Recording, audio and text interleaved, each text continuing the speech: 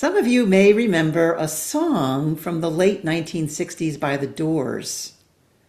And it began with these haunting words.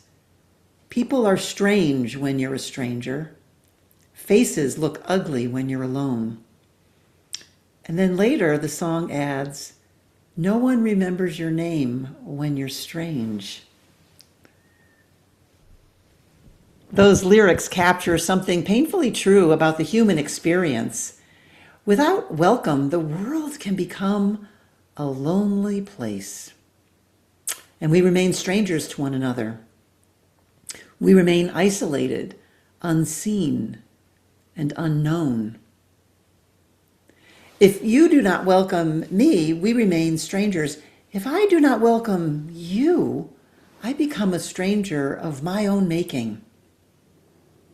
And if I do not welcome God, then the door to love and life and abundance and grace remains closed. And today's scriptures invite us to open that door. In the first reading, we meet a remarkable woman from Shunem, and she welcomes the prophet Elisha into her home for a meal. At first, it's simply hospitality, but it soon becomes something much deeper.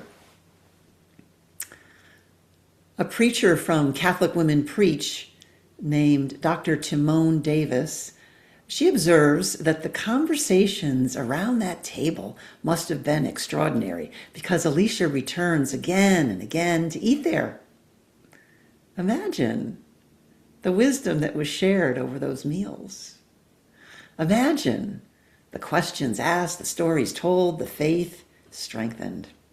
The woman learned so much about God that she eventually persuaded her husband to build a room where Elisha could stay whenever he passed through.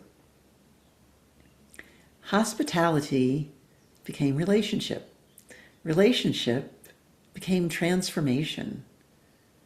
Her welcome created sacred space, not only in her home, but in her heart.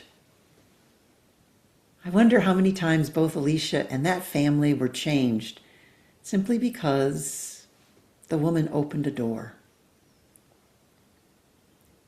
The Gospel of Matthew extends that same invitation to us. Jesus tells his disciples that whoever welcomes them welcomes him, and whoever welcomes him welcomes the one who sent him. He speaks of welcoming prophets, righteous people, and even little ones. Every act of welcome becomes an encounter with God. That tells us something profound about our purpose. We are born into this world because God loves us, and God calls us into existence for one great purpose: to love. To love God, to love ourselves, to love our neighbor. And love always welcomes. Love opens itself to growth, to learning, to change. It's never rigid or afraid. Love becomes flesh. It moves, it stretches, it makes room for another person. And that's why Jesus says, in effect, come as you are. Come as a prophet, come as a righteous person. Come as one who feels small or overlooked. Come as citizen or immigrant. Come as Haitian, Syrian, or American. Come simply as yourself. You are welcome. But there's something important to notice. Before we can truly welcome another person, we must first receive God's welcome ourselves. The first welcome comes to you as you, comes to me as me. God does not begin by showing us our failures. God begins by showing us our belovedness. God's first word is not condemnation, but grace. When I know that I'm loved by God, when I know that I have worth because I belong to God, then I no longer need to prove myself by judging someone else. Only those who know they are welcome can genuinely welcome others. And when we do welcome another person, we're not trying to change them into our image, nor do we lose ourselves in becoming like them. Instead, something beautiful happens, and God creates harmony. I think of a choir. An alto doesn't become a soprano. A tenor doesn't become a bass. Each voice keeps its own unique sound, but together they create music that none could make alone. And that's God's vision for the church. Not uniformity, but harmony.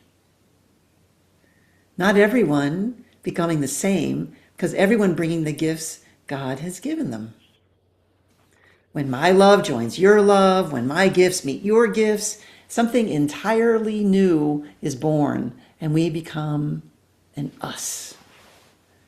Jesus even says that offering something as simple as a cup of cold water matters in God's vision of the world. It isn't only the grand gestures that reveal God's love. Often it's the smallest acts of welcome that transform lives. A smile, an invitation, a listening ear, a place at the table, a glass of water. These ordinary acts become extraordinary because they say, you belong. Perhaps that's the challenge before us this week. Who in your life needs to know they're welcome? Who has become a stranger? Who is waiting for someone to remember their name? And perhaps an equally important question, have you accepted God's welcome for yourself? Because when we know that we're deeply loved by God, we naturally become people who open doors instead of building walls. We become people whose homes, whose churches, whose lives say to everyone we meet, there's room for you here.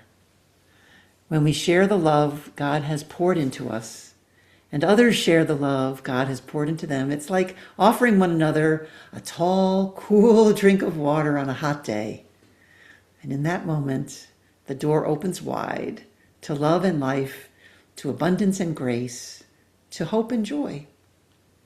That is the holy welcome of God. May we receive it. May we share it.